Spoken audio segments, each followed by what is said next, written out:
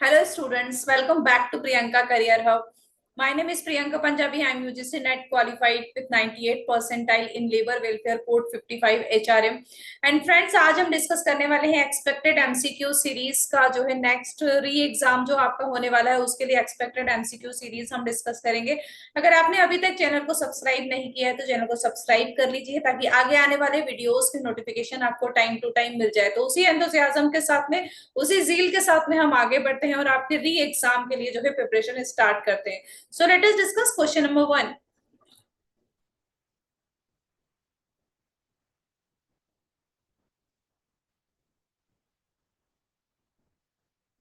Identify sampling procedure in which units are chosen given an equal and independent chance।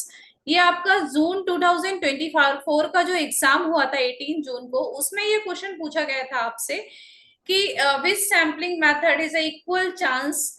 तो उसका जो है probability sampling होता है। यहाँ पे आपके पास ऑप्शन दिए हैं quota sampling procedure, stratified sampling procedure, dimensional sampling procedure, random sampling procedure, systematic sampling procedure. So आपको इन ऑप्शन में से चूज करना है कि कौन सी सैम्पलिंग मेथड जो है जिसके चांस होते हैं इक्वल एंड इंडिपेंडेंस, चूज करने के इक्वल चांस होते हैं। तो फ्रेंड्स, टू टाइप की हमारे पास सैम्पलिंग होती है, probability sampling and non probability sampling. जिसके इक्वल चांस होते हैं उसे बोलते हैं हम प्रोबेबिलिटी सैम्पलिंग। जिसके इक्वल चांस नहीं होते हैं नॉन प्रोबेबिलिटी सैम्पलिंग, जो क्वालिटेटिव नेचर की होती है। तो इक्वल चांस होते हैं हमारे प्रोबेबिलिटी सैम्पलिंग में आती है स्ट्रेटिफाइड सैम्पलिंग। ये जो आपकी कोटा सैम्पलिंग है ये नॉन प्रोबेबिलिटी सैम्पलिंग होती है, नॉन प्रोबेबिलिटी। डायमेंशनल सैम्पलिंग भी आपकी नॉन प्रोबेबिलिटी सैम्पलिंग होती है। Random sampling is also a probability sampling, right? Systematic sampling is also a probability sampling। तो आंसर हो जाएगा B D E. Answer option number 4 is the right answer. Next question number 2। which of the learner characteristics will influence his or her perspective in a course of study? Option आपके पास given है learners commitment, parents teacher in the learner, prior knowledge of the learner, skill of the learner in the concern area, family size of the learner, socio-economic background of the family to which the learner belongs। choose the correct answer from the options given below। आपके पास इस question में learner के characteristics given है। कौन से characteristics हैं learner के जो इन्फ्लुएंस करते हैं उसकी स्टडी में? तो लर्नर का कमिटमेंट, अगर लर्नर कमिटेड है तो वो अपने गोल को अचीव कर पाएगा। तो लर्नर का कमिटमेंट जो है वो उसकी स्टडी में हेल्प करता है, जो लर्नर का सबसे बेस्ट कैरेक्टरिस्टिक्स होता है। If you are committed that means कि you are serious about the goal. Parents interest in the learner, parents interest का लर्नर की स्टडी से कोई भी रिलेशन नहीं है। यहाँ पे कैरेक्टरिस्टिक्स की बात की गई है। Prior knowledge of the learner, learner का जो प्रायर नॉलेज है, जो उसको आता है, जो स्किल्स उसके पास है, वो उसको स्टडी में हेल्प करता है। तो प्रायर नॉलेज आपका राइट हो जाएगा। Skill of the learner in the concern area, concern area में अगर लर्नर के पास में स्किल है तो it's a positive point. Family size, इस टाइप के जो आंसर आते हैं, फैमिली साइज हो गया या फिर पेरेंट्स इंटरेस्ट, ये आपके कट हो जाएंगे। तो एलिमिनेशन मेथड हम यूज करेंगे। Socio economic background of the family with the learner belongs, learner जिस सोशियो इकोनॉमिक फैमिली से बिलोंग करता है वो नहीं होगा। आंसर ऑप्शन हो जाएगा आपका फर्स्ट, थर्ड एंड फोर्थ। तो फर्स्ट, थर्ड एंड फोर्थ जो है ऑप्शन नंबर 1 में है। So option number 1 is the right answer. Next question number 3। Among the following, there are two statements which cannot be true together but can be false together. State the quote that represent them। आपके पास ये option दिए हैं। Square of opposition का question है। Last class में हमने discuss किया था स्क्वायर ऑफ अपोजिशन, कॉन्ट्रेरी, सब कॉन्ट्रेरी, सब अल्टर्न एंड कॉन्ट्राडिक्टरी। तो जब मैंने आपसे बोला था कि statement can not be true together, इसे बोलते हैं हम contrary. Can not be false together means दो स्टेटमेंट एक साथ में फॉल्स नहीं होंगे, तो सब कॉन्ट्रेरी, राइट। अब हम इसको कैसे सॉल्व करेंगे? Can not be true together आपसे पूछा गया है ऑप्शन में। यहाँ पर ए ई आई ओ, ये ट्रिक मैंने आपको बताई थी स्क्वायर ऑफ पोजीशन की। ए को बोलते हैं all, E means no, I means some, and O means some not, right? Can not be true together आपसे पूछा है तो इसे हम बोलते हैं कॉन्ट्रेरी, ऑल और नो। तो ऑल और नो हम चेक कर लेते हैं कौन सा है, ए और B. Option number 1 is the right answer. So question number 3 का राइट आंसर हो जाएगा ऑप्शन नंबर 1। आपसे पूछा गया है कॉन्ट्रेरी। अगर आपसे इस क्वेश्चन में पूछा गया होता है can not be false together, तब वो होता आपका सब कॉन्ट्रेरी। सब कॉन्ट्रेरी होता तब हम अगर आपसे can not be false together इस क्वेश्चन में पूछा गया होता तब आप आंसर देते सी और डी। सी और डी मीन्स आई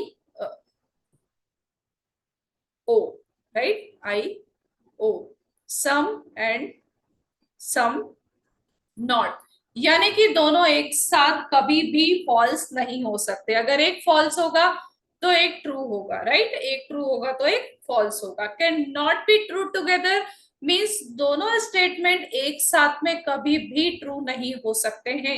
एक अगर ट्रू होगा तो एक फॉल्स होगा, राइट। तो क्वेश्चन नंबर 3 का जो आंसर हो जाएगा 1। Next question number 4। सो फटाफट से क्वेश्चन के आंसर दीजिए मुझे। Which of the following core value among the institution of higher education are promoted by the NAAC, National Assessment and Accreditation Council?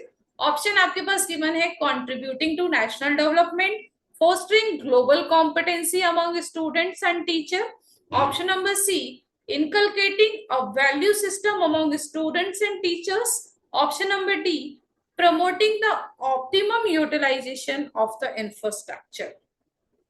You know about very well कि ये जो हमारे पास बॉडी है NAAC, national assessment and accreditation council, हमारे पास India में 2 autonomous body है। एक होता है नैक जो यूजीसी के लिए काम करता है, वो नैक होता है। एनबीए के लिए जो बॉडी बनी है एआईसीटी के लिए, वो होती है NBA, all India council for technical, right. तो नेशनल एनबीए का फुल फॉर्म हो जाता है नेशनल बोर्ड ऑफ अक्रेडिटेशन। हमसे क्वेश्चन में पूछा गया है NAAC, national assessment accreditation council, ये एक ऑटोनॉमस बॉडी है। Contributing to national development, yes, NAAC जो है हमारे नेशनल डेवलपमेंट पे हायर एजुकेशन के फील्ड में कंट्रीब्यूट करता है। जितने भी प्राइवेट यूनिवर्सिटी, स्टेट यूनिवर्सिटी, जितने भी यूनिवर्सिटीज हैं हमारे इंडिया में हायर एजुकेशन के लिए, उनको जो है असेस करता है। असेसमेंट करने के बाद उनको अक्रेडिटेशन यानी कि ग्रेड प्रोवाइड करता है NAAC, right. Fostering global competency among students and teachers, yes, option number B is the right answer. ये ग्लोबल कॉम्पिटेंसी को जो है फोस्टर करता है। Inculcating a value system among students and teacher, yes, it's create a value system among the students and teacher. Option number D, promoting the optimum utilization of infrastructure, yes, it's not promoting the optimum utilizations of infrastructure. Only A, B, C is the right answer. Option number B is the right answer. So question number 4 का answer हो जाएगा B. Next question number 5. So question number 5 आपके सामने है। Which set of learner characteristics may be considered helpful in designing effective teaching learning system? Option आपके पास given है prior experience of learner in respect of the subject, interpersonal relationship of learners, family, friends, ability of the learners in respect of the subject, students' language background, interest of students in following the prescribed dress code, motivational orientation of the students. Question में आपसे पूछा गया है learner का कौन सा characteristics है, ऐसा कौन सा कैरेक्टरिस्टिक्स है लर्नर का जो टीचिंग लर्निंग सिस्टम में हेल्प करता है, इफेक्टिव टीचिंग लर्निंग को प्रमोट करता है। याद रखना यहाँ पर लर्नर का कैरेक्टरिस्टिक्स आपसे पूछा गया है। तो प्रायर एक्सपीरियंस, जैसे कि हमने लास्ट क्वेश्चन में भी डिस्कस किया, prior experience of the learner in respect of the subject, ये हेल्पफुल करता है टीचिंग लर्निंग सिस्टम में। अगर स्टूडेंट्स को पहले से कुछ नॉलेज होगा तो उसको आगे के कॉन्सेप्ट सीखने में उससे हेल्प होगी और ज्यादा कंफ्यूजन क्रिएट नहीं होगा, राइट। इंटरपर्सनल रिलेशन, फैमिली की जब बात आए तो आप उसको एलिमिनेट कर देना। Ability of the learner, subject की एबिलिटी जो होगा वो राइट होगा in respect of the subject. Student language background, yes student का लैंग्वेज बैकग्राउंड अगर मैच करता है टीचिंग लर्निंग सिस्टम में तो it's a good characteristics. Interest of the learners in the following prescribe dress code, dress code यहाँ पे characteristics में match नहीं करेगा। Motivational orientation of the students, तो 6 भी जो है वो आपका राइट होगा। तो आंसर आपका राइट हो जाएगा 1, 3 and 4 and 6, 1, 3, 4 and 6। Option number B is the right answer, right. So question number 5 का राइट आंसर हो जाएगा B. Next question number 6, assertion and reason का क्वेश्चन है। असर्शन दिया है the purpose of higher education is to promote critical and creative thinking abilities among students. Reason आपके पास given है this ability ensures job placement. Higher education promote करता है creative and critical thinking abilities among students. Yes, आप जब higher education लेते हैं, आप पीजी करते हैं या फिर आप पीएचडी करते हैं, तो इससे आपकी रिसर्च वर्क से क्रिएटिविटी इस लेवल से इस लेवल पर पहुंच जाती है, स्टूडेंट्स की क्रिएटिविटी इंक्रीज हो जाती है, क्रिटिकल थिंकिंग डेवलप होती है। असर्शन जो होगा वो आपका राइट होगा। This abilities ensure job placement, ये एबिलिटी अगर स्टूडेंट्स के पास में क्रिएटिव थिंकिंग है, क्रिटिकल एबिलिटी है, तो जॉब प्लेसमेंट तो मिलता है, राइट, जॉब प्लेसमेंट मिलता है। बट ये दोनों ही एक दूसरे को एक्सप्लेन नहीं करते करेक्टली। असर्शन भी राइट है, रीजन भी राइट है। अगर स्टूडेंट्स के पास में एबिलिटी होगी तो जॉब प्लेसमेंट मिलेगा, बट ये जो असर्शन एंड रीजन है ये करेक्ट एक्सप्लेनेशन नहीं है, राइट। अगर हम इस तरीके से आंसर भी नहीं दे सकते हैं कि रीजन रॉन्ग है, रीजन भी राइट है, असर्शन भी राइट है, but it's not the correct explanation of A. Option number B is the right answer. Next question, question number 7. A research intends to explore the effect of possible factors for the organization of effective midday meal intervention. Which research method will be most appropriate for this study?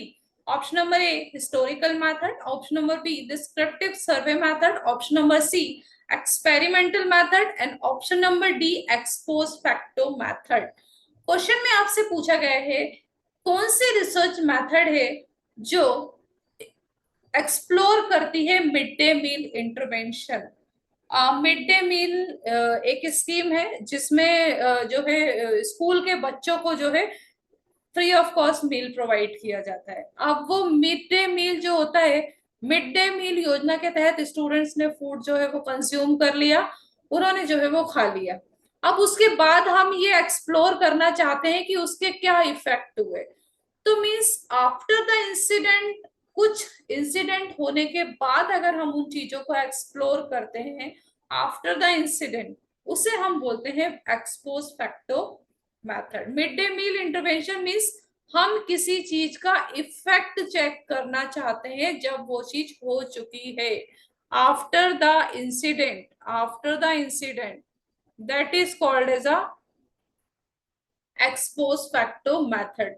जब कोई accident हो गया उसके बाद हम ये check करना चाहते हैं, ये एक्सप्लोर करना चाहते हैं कि उसके क्या इफेक्ट हुए, क्यों, क्या रीजन था, that is called as a ex post facto method. So question number 7 का राइट आंसर हो जाएगा D. Question number 8, identify the important element a teacher has to take cognizance of while addressing students in a classroom. Option number A, avoidance of proximity. Option number B, voice modulation. Option number C, repetitive pause. Option number D, fixed posture. जब इस teacher class में students को address करता है तब हमें proximity, proximity का means होता है स्पेस, क्या हम स्पेस को अवॉइड करेंगे? नो। नेगेटिव जितने भी ऑप्शन है आपके वो रॉन्ग हो जाएंगे। एलिमिनेशन मेथड का यूज करो। रिपीटेटिव पॉज, मैंने एक बार पॉज दिया फिर मैं उसको बार बार एक ही वर्ड को रिपीट कर रही हूँ, एक ही पॉज को रिपीट कर रही हूँ, it's not a good communication. Fix posture, एकदम स्टेच्यू होके पढ़ा रहे, fix posture, it's not a good. इस तरीके से अगर मैं आपको बोल रही हूँ fix posture, identify the important element of a teacher, fix posture is not a good for the communication. तो आपके पास यहाँ पे बचता है only option number B, voice modulation. तो option number B is the right answer. Right, जितने भी नेगेटिव ऑप्शन है वो एलिमिनेट हो जाएंगे. Question number 9, what are the barriers to effective communication. Barriers का मीन्स होता है जो हमारे कम्युनिकेशन को इफेक्टिव होने से रोकते हैं, जो हर्डल्स क्रिएट करते हैं. राइट, ऑप्शन नंबर 1 आपके पास गिवन है, moralizing, being judgmental and comments of consolation, dialogue, summary and self review, use of simple words, cool reaction, defensive attitude, personal statement, eye contact and simple narration. Moralising, moral की बात कर रहे हैं, values की बात कर रहे हैं, मॉरल, सॉरी यहाँ पे वैल्यूज नहीं बोला गया है, मोरल की बात कर रहे हैं ओनली.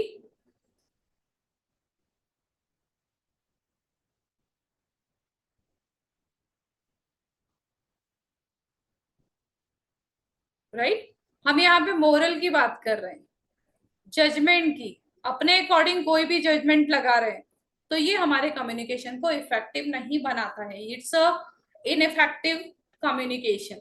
डायलॉग, समरी, अगर हम अपने कम्युनिकेशन में डायलॉग यूज कर रहे हैं, समरी, सेल्फ रिव्यू कर रहे हैं, it's a good for the communication. Simple words आप यूज कर रहे हैं, कूल आपका रिएक्शन है, डिफेंसिव एटीट्यूड है, it's also a good for the communication. Personal statement, eye contact is very important for the communication, and simple narration भी आप use कर रहे हैं, it's create a healthy and good communication. So option number A जो है वो option number A जो है हमारा आंसर हो जाएगा, क्योंकि हमसे बैरियर्स क्वेश्चन में पूछा गया था.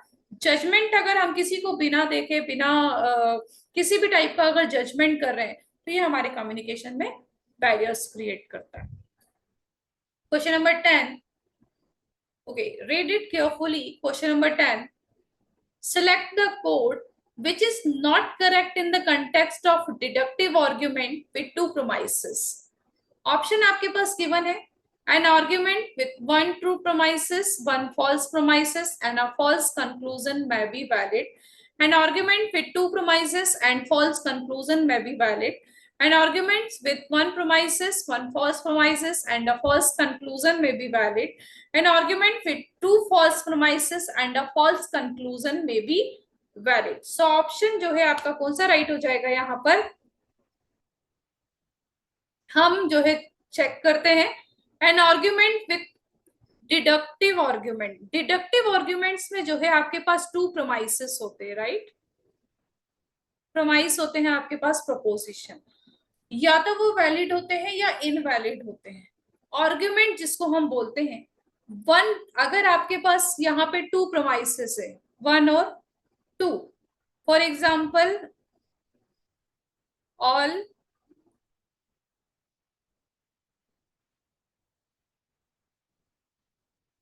all A are B, no A are B. उसके बाद में आपको दिया गया है कंक्लूजन. राइट, अब यहाँ पे ऑप्शन में बोला गया है an argument with one true promise. आपका जो पहला वाला है वो ट्रू है, एंड वन जो है वो फॉल्स है, एंड अ फॉल्स कंक्लूजन में भी, अगर एक ट्रू है और एक फॉल्स है, कंक्लूजन आपका फॉल्स आ रहा है, तो ये क्या हो जाएगा, वैलिड. वैलिड,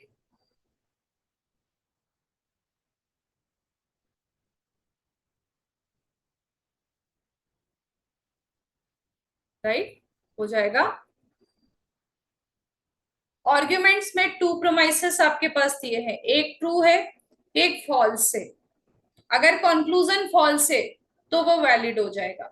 इनवैलिड कब हो जाता है, जब दोनों ही प्रोमाइसेस फॉल्स है लेकिन कंक्लूजन आपका ट्रू हो जा रहा है. जब अगर दोनों प्रोमाइसेस ट्रू आ रहे हैं तो किसी भी कीमत पर हमारा कंक्लूजन वैलिड नहीं हो सकता. ट्रू ट्रू जो होते हैं वो कभी भी फॉल्स नहीं होंगे, फॉल्स फॉल्स जो होता है वो कभी भी ट्रू नहीं होगा. ट्रू और फॉल्स फॉल्स हो सकता है, फॉल्स और ट्रू ट्रू हो सकता है, बट ट्रू और ट्रू कभी भी फॉल्स नहीं होगा। हमसे यहाँ पे नॉट करेक्ट पूछा गया है। An argument with two promises and a false conclusion में बी वैलिड। अगर आपके पास टू प्रोमाइसेस दिए हैं, फॉल्स कंक्लूजन है, true promise means two, true है प्रोमाइसेस बट कंक्लूजन क्या है, फॉल्स है, तो वो वैलिड होगा, तो ये इनकरेक्ट होगा। जैसे मैंने आपसे बोला, अगर दोनों ही प्रोमाइसेस ट्रू है तो कंक्लूजन किसी भी कीमत पर वैलिड नहीं होगा, वो इनवैलिड होगा। ट्रू ट्रू फॉल्स होगा तो वो इनवैलिड होगा। फॉल्स फॉल्स अगर ट्रू होगा तब भी उस केस में वो इनवैलिड हो जाएगा, right. An argument with one true promises one false promises and a fall, अगर आपका वन एक जो है वो ट्रू है एंड दूसरा वाला जो है वो फॉल्स है, तो अगर वो फॉल्स बोल रहा है तो वो क्या हो जाएगा, वैलिड।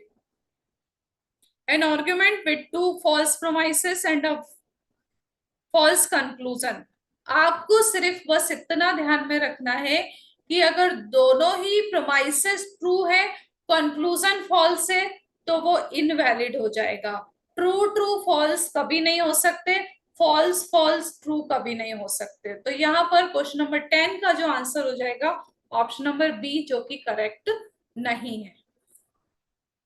क्वेश्चन नंबर 11 हो गए, सॉल्व करिए इस क्वेश्चन को। इफ द प्रोपोजिशन, अपने जब भी आप वीडियोस देखते हैं, नोट्स या पेन पेपर अपने साथ में लेकर बैठे, साथ में ही सॉल्व करते जाओ। All thrives are poor is false, ये भी स्क्वायर ऑफ अपोजिशन का क्वेश्चन है। ए ई आई ओ, ए को हम बोलते हैं all, no, some and some not, right. आपके पास बोला गया है ऑल, ऑल क्या है, फॉल्स। मैंने बताया था ये कॉन्ट्रेरी, अगर ये ट्रू होता है तो ये फॉल्स होगा, अगर ये फॉल्स है तो ये क्या हो जाएगा, डाउटफुल, राइट। अगर ये ट्रू होता तब हमारा सम नीचे आने पर क्या होता, ट्रू होता, लेकिन ये फॉल्स है तो ये क्या हो जाएगा, डाउटफुल। ये अगर फॉल्स होता तब ये ट्रू हो सकता था, बट ये डाउटफुल है तो ये क्या हो जाएगा, डाउटफुल। हमारे पास ए अगर फॉल्स है तो वो क्या हो जाएगा, ट्रू, जिसे हम बोलते हैं कॉन्ट्राडिक्टरी, राइट। सो अगर ये ट्रू है, फॉल्स है ऑल, तो ट्रू कौन सा हो जाएगा, some not. some thrives are not poor is the right answer. Option number B is the right answer. Next, question number 12. May I hope you all are enjoying the session. अगर आपको ये session informative लगता है तो अपने friends के साथ में ज्यादा से ज्यादा शेयर कीजिए। ओके, सो बाइनरी क्वेश्चन नंबर में आपसे क्वेश्चन में पूछा गया है, ये बहुत इजी क्वेश्चन है। Binary equivalent of the decimal number, जब हम डेसिमल में इसको कन्वर्ट करते हैं तो 48 का ये आता है। अब आपसे पूछा गया है 51 का क्या आएगा, तो 51 का हम जो है ये कैलकुलेट कर लेते हैं, राइट। 2, राइट। यहाँ पे हम इसको डिवाइड करेंगे, 1 कैरी, 2 से, 2 1 जा 2, 2 2 जा 4, यहाँ पे 1 कैरी, राइट, 2 6 जा 0, 2 3 जा 0, देन 2 1 जा 2, देन 1, तो आपका आ जाएगा 1 1 0 0 1 1। 51 का आपसे बाइनरी टू डेसिमल कन्वर्जन आपका हो जाएगा 1 1 0 0 1। So option number 1 is the right answer. Next question number 13। Natural vegetation of an area needs to be preserved for the future mainly for the purpose of, option given है, providing habitat of birds, preventing soil erosion, providing material for breeding new species, study by scientist। Question में पूछा गया है natural vegetation of an area needs to be preserve for the future. Natural जो vegetation होता है area का, वो future में क्या प्रिजर्व करने के पर्पज से होता है, क्या हमें बर्ड्स के हैबिटेट्स के लिए होता है, नो। सॉइल इरोजन को प्रिवेंट करने के लिए, नो। ये होता है providing material for breeding new spices, new जो भी हमारे पास जीव जंतु है, जो भी हमारे पास एनिमल्स है, उनके ब्रीडिंग यानी कि प्रजनन के लिए वो हेल्पफुल होता है। स्टडी बाय साइंटिस्ट जो है वो नहीं होगा। Option number third is the right answer, right. Question number 14, which of the following are the objective of राष्ट्रीय उच्चतर शिक्षा अभियान रूसा? ऑप्शन आपके पास गिवन है, to improve the overall quality of state institution, to ensure adequate availability of quality faculty, to create new institution through upgradation of existing autonomous colleges, to downgrade university with poor infrastructure into autonomous colleges। First of all RUSA जो है वो 2013 में establish हुआ था, राष्ट्रीय उच्चतर शिक्षा अभियान। ये स्टेट यूनिवर्सिटीज को फंड प्रोवाइड करता है क्वालिटी ऑफ एजुकेशन को इंक्रीज करने के लिए, एक्सेस क्वालिटी पे ये फोकस करता है। To improve the quality of state institution, yes, state universities को फंड प्रोवाइड करता है क्वालिटी ऑफ हायर एजुकेशन के लिए, राइट। सो ये जो है वो राइट हो जाएगा। To ensure adequate availability of quality faculty, yes, B is also the right. To create new institution through upgradation of existing autonomous college, yes, ये जो है वो create करता है upgradation of the existing colleges। Option number D जो है वो wrong हो जाएगा। To downgrade universities with poor infrastructure into autonomous colleges। So option number A, B, C, B is the right answer, right। Question number 14 का option B जो है वो right हो जाएगा। Question number 15, which of the following are the characteristics of a seminar?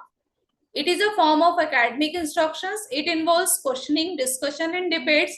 It involves large group of individuals. It needs to involvement of a skilled person। अब हम देख लेते हैं कौन सा राइट है। It is a form of, yes, ये it is a form of academic instructions. It involves questioning, discussion and debate. Questioning, discussion and debates जो होता है वो हम कॉन्फ्रेंस में करते हैं, सेमिनार में नहीं करते, तो बी जो है वो रॉन्ग हो जाएगा। ये नहीं करते क्वेश्चनिंग डिस्कशन, ये होता है कॉन्फ्रेंस में। It involves large group of individuals, इसमें जो है लार्ज ग्रुप ऑफ इंडिविजुअल्स नहीं होते। कॉन्फ्रेंस में जो होता है वो लार्ज ग्रुप ऑफ इंडिविजुअल। अगर आपके यहाँ पे कॉन्फ्रेंस आ जाए कि कभी एग्जाम में, तो आप ये थोड़ा ध्यान रखना।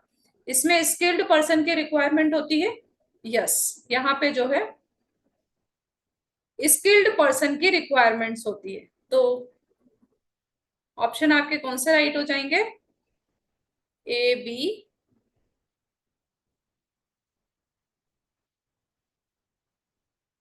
ए बी, सॉरी, ये जो होगा ए बी डी राइट हो जाएगा यहाँ पे।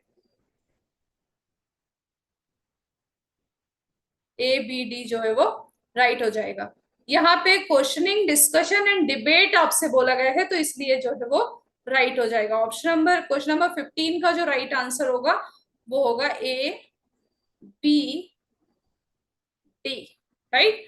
लार्ज ग्रुप के लिए हम कॉन्फ्रेंस का यूज करेंगे, राइट। लेकिन अगर हम बोले इस तरीके से, कॉन्फ्रेंस जो होती है वहां की क्रिएटिव थिंकिंग निकल के आती है, राइट, क्रिएटिव थिंकिंग।